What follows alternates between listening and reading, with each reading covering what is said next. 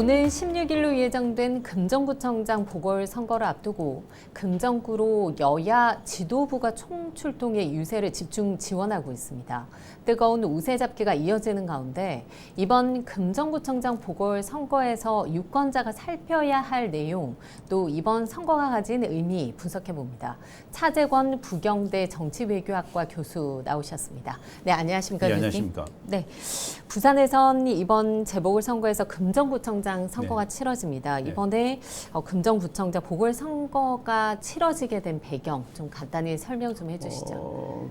기본적으로 김재훈 구청장님이 9대 구청장을 하고 계셨는데 그분이 이제 좀 지병이 있으셨던 것 같아요. 특히 심혈관 계통에 좀 장애가 있어서 스텐스 수술을 최근에 하셨는데 그 상태에서 조금 안정을 취하고 하셔야 되는데 또 과도하게 의욕이 또 앞서시다 보니까 열심히 일을 하시고 또 현장도 다니시고 이러다 보니까 이제 갑자기 병세가 좀 악화돼서 입원을 하셨는데 9일 날 그 이후에 한 2주 정도 지나서 제가 5일로 기억합니다만 25일 날 이제 최종적으로 사망을 하시고 그래서 이제 거리가 생겼고 그것에 대해서 이제 또 보궐선거 사유가 발생했기 때문에 보궐선거가 치러지는데 보궐선거는 통상 이제 1년에 2번씩 전반기, 하반기 이렇게 나눠서 치는데 이번에는 이제 하반기 선거에 해당돼서 이번에 치르게 되었습니다. 네, 구청장의 임기 중에 사망한 건 상당히 이례적이고 굉장히 이례적인데 이번 보궐선거는 그런 사유가 이 건 지금 김재훈 금정구청장 외에 또 강화 군수 윤천호 강화 군수도 지병으로 사망을 하셔가지고 사망으로 인한 거리가 2건이나 생긴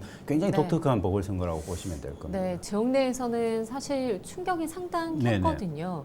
보궐선거까지 이어진 상황이긴 한데 현재 좀 금정구 분위기는 어떻게 좀 분석하고 제가 금정구에 계실까요? 살지는 않으니까 직접적인 이제 뭐 현장 분위기는 알 수는 없지만 전체적으로 이제 보면 조금 되게 좀 충격에 휩싸인 그런 분위기가 있고 또 특히 금정구청장이면 되게 지역 친화형 밀착형이 돼가지고 많은 이제 어르신들이 또 알아보고 뭐 관심을 갖고 있는 그런 부분들이 있는데 그런 어떻게 보면 되게 옆에 가까이 있던 분이 돌아가셨기 때문에 되게 충격이 더 큰 상황이 계속되고 있고 정치권도 이제 뭐 어떤 불의의 어떤 그런 유고니까 굉장히 조금 당황해하면서도 되게 애도하는 분위기가 좀 전체적으로 많았던 걸로 그렇게 보고 있습니다. 네, 보통 뭐 국회의원 선거 외에는 중앙 정가에서 이렇게 관심을 두지 않잖아요. 기초지자체 선거 같은 경우. 특별한 예외적인 경우가 있죠. 대표적인 게 2023년으로 기억되는데 그때 치러진 강서구청장 재보궐선거 이건 굉장히 큰 관심을 끌었죠. 그리고 투표율도 역대 재보궐 투표율보다 엄청나게 높게 나온 부분들도 있고. 그래서 이번 선거도 거의 강서구청장 선거의 재판이 될 가능성이 조금 높은 선거다 그렇게 봅니다. 네, 국민의힘의 한동훈 대표 또 민주당의 이재명 대표가 주말마다 그리고 휴일마다 부산에 내려와서 지금 집중 지원을 하고 있거든요. 왜 그렇게 하느냐 그걸 보면 이번 선거의 결과가 두 분의 정치적 어떻게 보면 행보와 관련해서 엄청나게 입지와 관련해서 엄청나게 중요한 역할을 하는 선거다 이걸 볼 수 있는 거고 특히 그분들도 뭐 영광 곡성도 가고 강화도 가고 하시지만 부산에 되게 집중하고 있고 특히 한동훈 후보 같은 경우는 엄청나게 강화보다는 부산에 집중을 하고 있거든요. 그거는 한동훈 대표가 특히 당 내에서 입지가 지금 약한 그런 상황들을 감안할 때 그리고 윤한 갈등이 점점 고조되고 있는 상황을 감안할 때는 한동훈 후보한테는 이번 금정구청장 선거 결과 거의 사활을 건 문제가 가깝다 그렇게 판단을 하고 계신 것 같아 봅니다. 네. 야권 후보들이 단일화를 하지 않았습니까? 그래서 좀 야권에서 진보 쪽에서 좀 표심이 결집되지 않을까 이런 뭐 분위기도 있는데 이 부분에 저는 대해서는 진보의 표심 결집은 명백하게 일어날 거라고 봅니다. 왜냐하면 조국혁신당하고 근데 민주당이 마지막 판에 이제 뭐 협상이 결렬되는 그런 우여곡절을 겪긴 했지만 그 과정이 저는 아주 뭐 볼상사나운 과정을 겪었다고 보지는 않습니다. 다만 이제 민주당의 일부 조금 민주당의 적극적인 지지층에서 생각하는 거는 조국혁신당이 왜 세빙선을 타고 가는데 세빙선의 방향을 국민의힘에서 왜 민주당으로 바꿨지 이런 의문을 표시하는 일부 분들이 있긴 하지만 그게 저는 지배적인 민주당 내에 당내 여론을 형성하고 있다고 보기는 어렵고 어떻게 됐든 지금은 저는 윤 대통령과 김건희 여사의 어떤 국정 운영의 난맥상을 파고들고 국정이 망가지는 것들을 어떻게든 막아야 되고 그 경고음을 금정구부터 만들어야 된다라고 하는 그런 의지가 저는 오히려 더 강하게 뭉쳐지고 있는 상황이다. 그렇게 볼 수 있을 것 네. 같습니다. 금정구청장 이제 후보로 나선 두 후보군 좀 어떤 분들인지 좀 짚어주신다면요. 예, 두 분은 뭐 김경지 네. 후보는 민주당 후보로 나왔고요. 그 다음에 뭐 윤희른 후보는 국민의힘 소속 후보로 나왔는데 두 분이 조금 스타일이 조금 다르세요. 두 분이 네. 다 이제 한 가지 좀 공유하는 특징은 두 분 다 한 분은 변호사 출신이고 한 분은 세무사 출신이어서 어떻게 보면 사자신. 전문 경력을 바탕으로 하고 사자 출신이라는 네. 점에서는 동일하지만 김경지 후보는 사실 지금까지 이제 그 선거 공보물을 보면 입후보한 경력이 제로로 나옵니다. 그만큼 정치 경력이 조금 일천한 부분들이 있고 그럼에도 네. 불구하고 지난 이제 지역위원장을 좀 맡고 있는 부분에서는 정치 경력이 없다고는 할 수 없지만 그 정치 경력이 윤희른 후보에 비하면 좀 약하다. 왜냐하면 윤희른 후보는 지금까지 기초의원 두 번 했고 또 시의원도 했고 그래서 어떻게 보면 금정구 안에 조금 터줏대감에 속하는 그런 어떤 경력을 갖고 계시니까 그런 부분이 차이가 나는데 김경지 후보가 갖고 있는 장점이라고 한다면 저는 사법고시 합격하고 행정고시 합격하고 또 행정고시 합격 치고 그다음에 사법고시 합격했기 때문에 행정고시 쳐서 기획재정부에도 근무하시고 굉장히 오랫동안 행정관료 경력을 갖고 있어서 네. 실무 능력이 저는 좀 굉장히 앞서는 그러시겠네요. 부분들이 있고 네. 전체적으로 어떤 지역의 현안을 넓게 볼 수 있는 그런 눈 이런 것들이 조금 전문성 이런 것들이 장점일 가능성이 높다. 그래서 네. 두 후보가 한 분은 정치 경력, 한 분은 그 전문성의 측면에서 굉장히 좀 서로 다른 결을 갖고 계신 후보다. 이런 것들이 조금 이번에 중요한 어떤 관전거리가 되지 않을까 싶습니다. 네. 이번에 얼마 전 네. 그 치러진 토론회에서도 네. 김경지 후보 같은 경우에는 정권 심판론을 가지고 오셨고 네네. 그리고 윤희련 후보 같은 경우에는 지역의 일꾼을 뽑는 선거다 네네. 이렇게 강조를 했거든요. 네. 이 부분에 좀 아니, 당내 그걸 뭐 민의는 전형적으로 어떻게 보실까요? 네. 근데 국민의힘이 여당일 때 여당은 항상 안정론에 기댈 수밖에 없고 야당은 정권 심판론에 기댈 수밖에 없습니다. 네. 그런데 만약에 이번 재보궐선거가 지금과 같은 윤석열 대통령의 그리고 김건희 여사의 국정 개입에 따른 그런 난맥상들이 엄청나게 불거져서 갈등이 불거지고 전국적으로 그 정권에 대한 심판론이 불붙지 않은 상황이고 조용한 상황에서 치러지는 선거였다면 아마 민주당도 고민이 많았을 겁니다. 그래서 네. 지역 현안 중심으로 해서 정책 대결을 펼치는 방향으로 갔을 건데 지금은 전혀 그런 상황이 아니기 때문에 당연히 네. 민주당 입장에서는 정권 심판론 중심으로 어떤 선거의 전체적인 전략 구도를 가져갈 수밖에 없는 입장이고 또 그것을 방어해야 되는 윤희연 후보 입장에서는 당연히 제가 볼 때는 네. 일군론 이걸 앞장 세울 수밖에 없는 거기 때문에 저는 전형적인 어떻게 보면 네. 전국 선거 혹은 총선이나 지선에서 나오는 전국 선거의 어떤 그림을 그대로 옮겨놨다 그렇게 보시면 될 것 같습니다. 그렇군요. 일단 뭐 그 전략적으로 이렇게 뭐 네. 선택을 하고 두 후보들이 붙고 있지만 사실 정책 대결도 굉장히 중요하지 않습니까? 그렇죠. 금정구에 굉장히 많은 난제들이 저는 쌓여 굉장히 있는데 많다고 봅니다. 어떤 부분에 대해서 좀 정책 대결 좀 나서야 될 것으로 보이십니까? 저는 일단 금정구라고 하는 네. 차원에서도 정책 대결이 일어나겠지만 기본적으로 저는 산업은행 이전이라든지 아니면 지금 신공항 건설공사가 굉장히 지지부진한 상태이기 때문에 이런 것들에 대한 부산 전체의 어떤 이슈들도 조금 아마 불붙을 가능성은 좀 있다고 네. 보고 금정구만 보더라도 금정구 같은 경우 제가 알기로 침례병원이 지금 몇 년째 묵혀져 그렇죠. 있습니다. 이건 네. 굉장히 심각한 문제죠. 이걸 사실은 지난 지방선거 때 국민의힘이 이걸 해결하겠다라고 이야기를 했으면 지금쯤은 해결해서 공공병원으로 가든 아니면 다른 병원으로 전환을 하든 뭔가 대안을 갖고 뭔가 문제를 해결해 나가는 모습이 보여야 되는데 아직도 그 모습이 전혀 안 있기 때문에 저는 침례병원을 어떻게 공공병원화 할 것인가에 네. 대한 게 굉장히 쟁점화될 가능성이 높다고 보고 또 금정구 같은 경우는 사실 뭐 소득도 그렇게 높지는 않은 지역이기도 하고 또 노령 인구나 복지 관련한 인구들이 굉장히 높기 때문에 복지 이슈도 굉장히 높고 네. 그다음에 또 한 가지는 저는 금정구는 사실 부울경의 센터 역할을 하는 지역이어서 이 지역을 어떻게 하면 광역 교통망의 핵심 지역으로 만들 건가 이게 굉장히 핵심적인 사안입니다. 그러니까 노포 종합버스 터미널이 지금 굉장히 노화되어 있는데 네, 이것들을 그렇죠. 복합 환승센터로 만들어서 그것들을 어떻게 보면 양산, 울산, 그다음에 정관까지 이어지는 광역철도, 도시철도망과 어떻게 연결할 건가 이게 굉장히 저는 네. 중요한 문제라고 봅니다. 이런 네. 문제들이 해결이 되지 않고 있고 또 어떻게 보면 금정산 지금 국립공원 지정은 이미 물살을 타고 있어서 네. 저는 조만간 그 아마 결정될 가능성이 매우 높다고는 보는데 여전히 그것에 대해서 반대하는 어떤 어떻게 보면 환경 관련한 단체라든지 아니면 지역의 개발을 찬성하는 단체라든지 이런 분들 의견이 다른 거거든요. 네. 그래서 그런 부분들의 어떤 사회적 합의를 이끌어내는 거 이런 것들도 좀 중요한 주제가 될 수 있을 거다 그렇게 봅니다. 네, 사실 금정구 같은 경우에는 과거에는 굉장히 뭐 양호한 그런 주거 단지로 네네. 각광받았고, 근데 뭐 교수님께서 말씀하신 것처럼 침대병원의 공공병원화라든지 그리고 부산의 내륙 관문이라고 할 수 있는 그렇죠.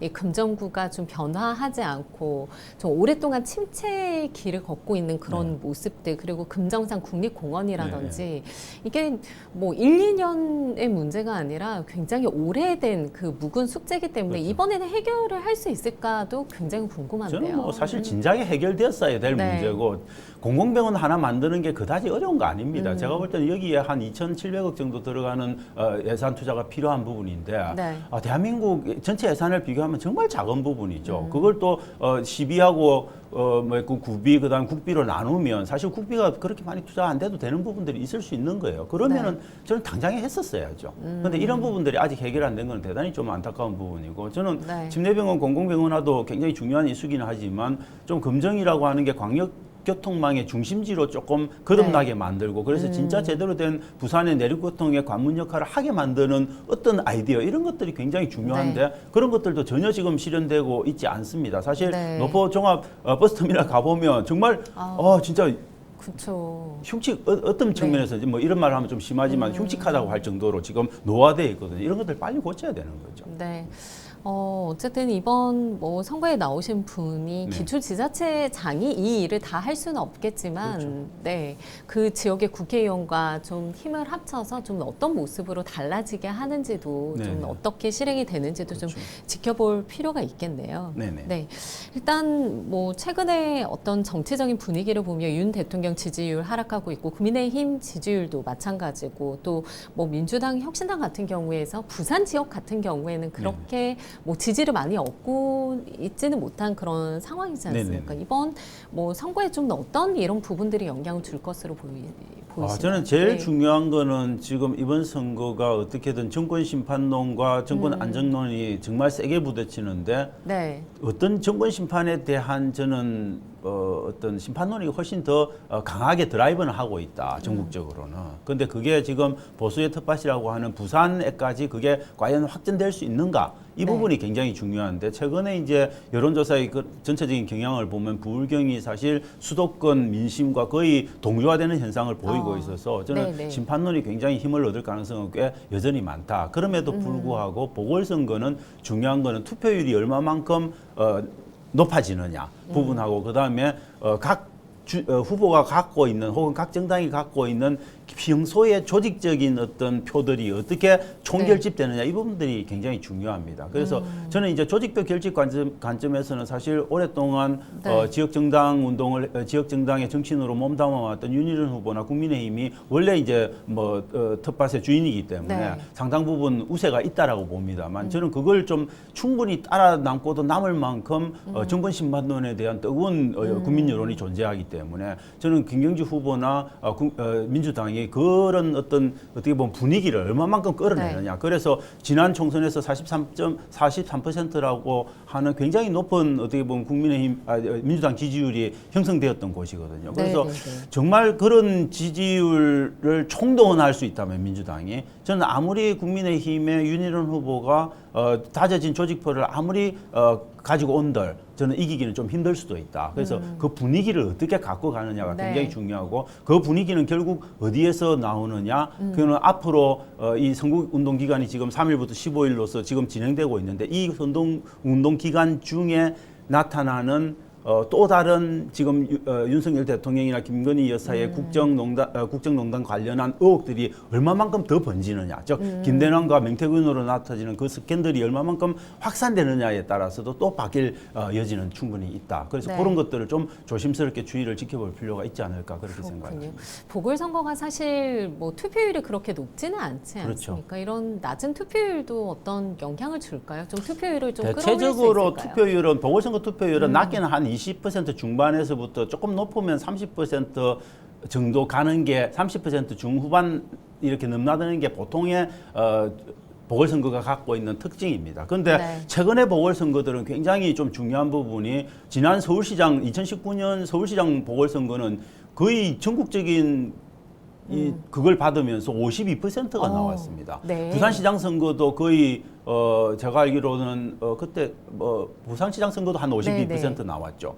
그러니까 그때 2019년에 서울시장 부산시장 선거는 엄청나게 뜨거웠죠. 그래서 거의 본 총선이나 아니면 본 지방선거에 가까운 투표율을 보였어요. 저는 그런 투표율까지는 안 나올 거다. 그렇게 네. 봅니다. 그래서 2019년에 서울교육감 선거에서 보여줬던 29% 정도보다는 좀 높을 거지만 49%를 보였던 지난 보선 때의 그 네. 투표율보다는 조금 낮은 상태. 그러니까 저는 한 30% 중반이나 많이 넘어도 40%는 좀 넘기 힘들지 않을까. 그렇지만 전국적인 관심이 얼마만큼 집중되느냐에 따라서 네. 그 투표율은 더 높아질 수도 있다. 뭐 그렇게 보는 거죠. 네, 그 어느 때보다 관심이 집중되고 있는 건 맞는 있죠. 것 같아요. 그렇게 있고 부산에. 여론도 네. 지금 언론들도 다 그렇게 지금 몰아가고 있기 때문에 저는 관심이 집중되면 어떻게 보면 조직표를 넘어서는 바람의 표가 좀 작동할 가능성이 있고 그래서 네. 민주당 입장에서는 그 어느 때보다 지금 금정구청장 선거에서 뭔가를 해볼 수 있는 분위기가 형성됐다 이렇게 긍정적으로 판단하는 분위기가 있습니다. 네,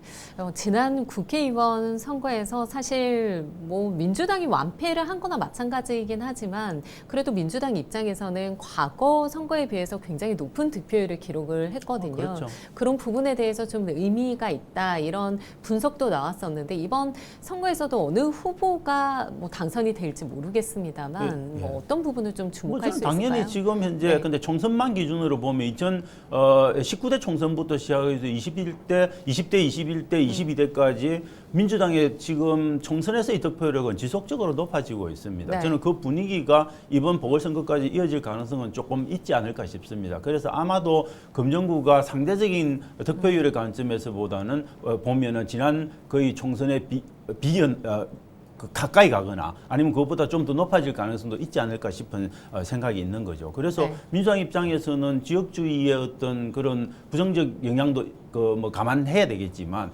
지역주의가 옛날만큼은 그렇게 강하게 나타나지는 않는다. 그래서 저는 정책과 그다음에 어떤 전체적인 정권 심판론에 대한 그런 어떤 힘을 동력을 얻어서 하면 민주당 입장에서도 해볼 만한 선거일 가능성이 높다. 뭐 그렇게 보는 거고요. 특히 네. 저는 국민의힘 관점에서는 지켜내기 위해서는 일단 윤한 갈등이 좀 봉합이 돼야 됩니다. 윤한 갈등이 조금 봉합되는 측면이 있어서 뭔가 하나로 단결해서 보수를 지켜내야 된다는 그런 정서가 형성되지 않으면 저는 지켜내기가 좀 쉽지 않을 수도 있다. 왜냐하면 윤한 갈등이 일어나게 되면은 결국은 윤 대통령을 지지하는 후보들이 이번 선거를 금정구청장이 이기면 한동훈 후보에 힘을 실어주는 선거가 될 가능성이 매우 높다고 판단할 가능성이 있는 거죠. 네. 과연 그런 선택을 굳이 해야 될까에 대한 고민들. 그래서 저는 기권표가 생겨날 가능성 이런 것들도 좀 고민을 해볼 여지가 있기 때문에 이래저래 국민의힘으로서는 막아내기가 쉽지 않은 선거고 민주당으로서는 해볼 만한 선거다라고 하는 분위기는 네. 형성되는데 근본적으로 존재하는 금정구의 보수적인 어떤 표심의 어떤 그런 전반적인 흐름을 생각한다면 그래도 그런 보수 표심을 넘어서는 게 과연 쉽겠느냐라고 하는 전문가들의 중론이 조금 있긴 하죠. 네. 네. 일단 유권자들이 투표소로 향해야 될 것 같은데 그렇죠. 저 한 표를 행사하는 게 굉장히 중요하겠죠. 그렇죠. 예, 네. 저는 먼저 유권자들이 일단 투표소에 가서 저는 사전 투표도 굉장히 좀 높게 나오고 본 투표율도 높게 나와서 저는 일단 지금 윤석열 대통령의 여러 가지 국정 난맥으로 인해서 많은 사회적 불안정이 있는데 저는 유권자들이 좀 뭔가 보여줘야 될 것 같아요. 네. 우리가 지켜보고 있다. 적어도 이 보궐선거라고 하는 작은 선거지만 우리가 지금 여당이든 야당이든 관심을 갖고 지켜보고 있으니까 좀 잘해봐라 라고 하는 선거의 차원에서 저는 유권자들이 비록 뭐 쉬는 날도 아니지만 좀 굳이 가셔서 투표하는 그런 어떻게 보면 민주주의 의 어떤 민주주의를 지키는 그런 선량한 시민의 역할을 좀 다 해줬으면 좋겠다 그런 생각을 합니다. 네, 예. 오늘 말씀 감사합니다. 예, 예. 네, 금정구청장을 뽑는 11.6 보궐선거 레이스가 본격화됐습니다. 보궐선거는 보통 투표율이 높진 않지만 내 지역의 일꾼 선출하는 것이만큼 공약 잘 살펴보시고 소중한 한 표 행사하시기 바랍니다. 헬로 이슈토크 여기까지입니다. 시청해주신 여러분 고맙습니다.